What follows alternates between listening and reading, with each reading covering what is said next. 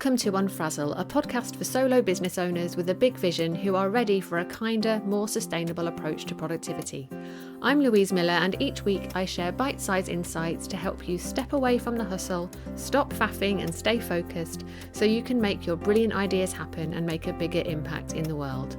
Before we dive into today's episode, if you enjoy what I'm sharing here on Unfrazzle and you'd like to support the podcast, you can buy me a cuppa by going to buymeacoffee.com/Louise Miller and making a one-off donation. I'll pop a link to that in the show notes.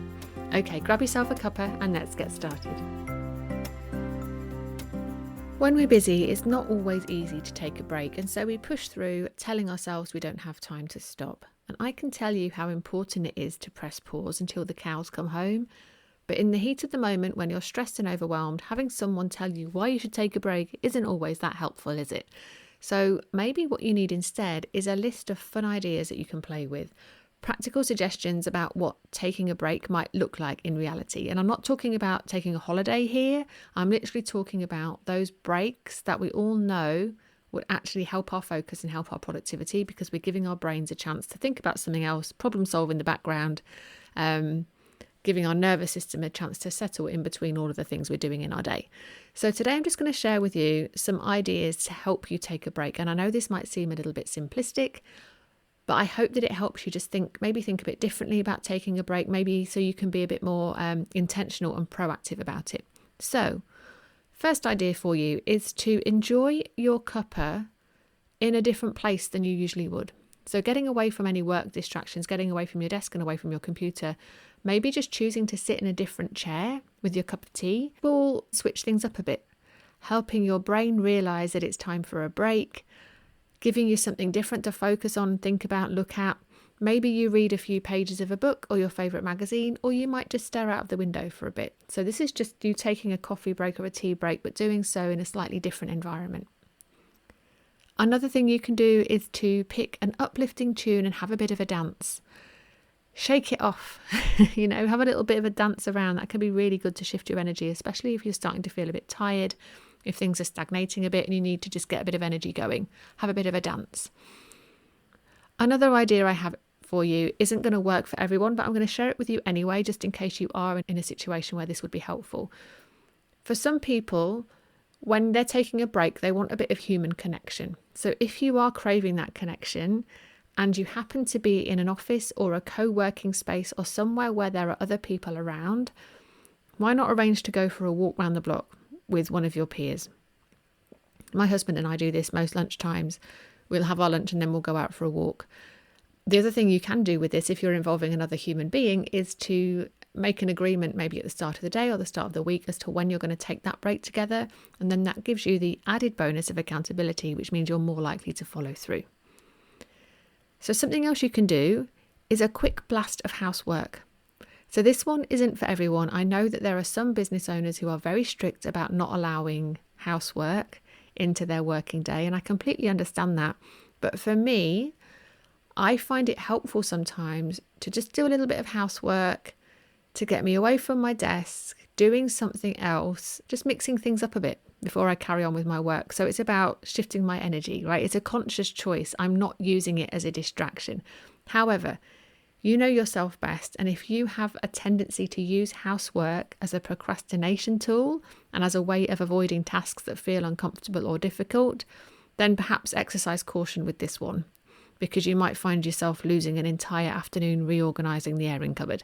But if you know that for you, a bit like me, running around with a Hoover for 10 minutes is going to be a really good break for you from your work, then that might be something to think about. You could also give some thought to something fun that you would like to do in your break. So in the summer, I don't do this so much anymore. Maybe I need to pick it up again. But I used to step outside with my hula hoop in between activities, and I just go out and just do a minute or two of hula hooping. Then there was a phase where I was learning to juggle, but that didn't go so well. I gave up. But a couple of minutes of flinging juggling balls around and then chasing them around the house certainly engaged a different part of my brain, made me laugh, got me moving, right? So it's a win-win. Is there something like that, something fun that you could do in your breaks just to get you using a different part of your brain? Another great thing to do in your break, this one's great if you're feeling particularly frazzled or if you've got a busy day, is to meditate. right? Even just 30 seconds or 5 minutes, however much time you can spare, can make a very big difference. And there are loads of apps out there that can help you with that. You know, there's Headspace, there's Calm. I use Insight Timer at the moment. Or you could choose to simply sit comfortably, close your eyes and focus on your breath.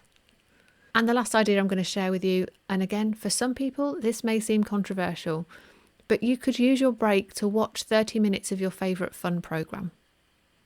And I do this in the middle of the afternoon. At about 3 o'clock, I know I'm going to have an energy slump. And what is the point of me staring at my laptop, trying to concentrate when actually my brain's not working properly? So I take myself off and watch a little bit of TV. And yes, I could use that time to listen to an inspiring podcast or watch a TED Talk or read or something. But what I really need by that time in the afternoon is to switch off my brain and be passive for a while. So choosing to watch something that makes me laugh for half an hour ticks that box for me. In case you're after some inspiration, I absolutely love watching episodes of RuPaul's Drag Race. I don't watch a whole episode because they're long, but I'll split that into chunks, watch 20 minutes or so of RuPaul's Drag Race. I love Parks and Rec. Schitt's Creek's another really good one. Obviously, we all have our own taste around what makes us smile, and you will also have your own rhythm around when you might need that kind of break. For you, it might not be at 3 o'clock in the afternoon. It could be another time of day. But what could that look like for you? If you know that you would find it helpful to take breaks, but actually it's really difficult for you, a great tip is to set a reminder on your phone so that there's an alarm that's going to go off, perhaps with a noise that you don't particularly enjoy. Put your phone on the other side of the room or in a different room, so you actually physically have to get up and move to turn that timer off. That can be a really great way to get you up and out of your seat, so you might want to play with that. And just final piece of advice to leave you with here is to try and avoid filling all of your breaks with more doing. I know it can be tempting to think, there's a bit of life admin that needs to happen. I could just do that in that break. But just remember, we don't need to be productive all of the time. It's not good for us. And yes, I sometimes enjoy doing the washing up when I need a quick break, but I do also make sure that I sit quietly, get out for a walk, do something fun just for the sake of it, watch a bit of TV. All of these things are also really good for us and they're really good for our productivity. So what do you do to help you reset and recharge when you need a break? I'm sure you've got ideas of your own. So why not write your very own list that you can refer to when you need to step away from your desk for a few minutes? Getting into a rhythm with your breaks and what that might look like when you're not feeling overwhelmed and frazzled makes it so much easier to take that time out when you really need it. So as always, I hope that this helps, and I look forward to seeing you again soon. Thank you for listening to Unfrazzle. If you enjoyed this episode, please share it with a friend who needs a dose of calm productivity in their life. And I'd love it if you could leave me a rating and a review, as that will help more people discover this podcast. If you'd like to hear more from me to help you stop faffing and take back control of your time, you'll find a link to join my mailing list in the show notes, and I would really love for you to join us. So thanks so much for your support, and I look forward to seeing you next time.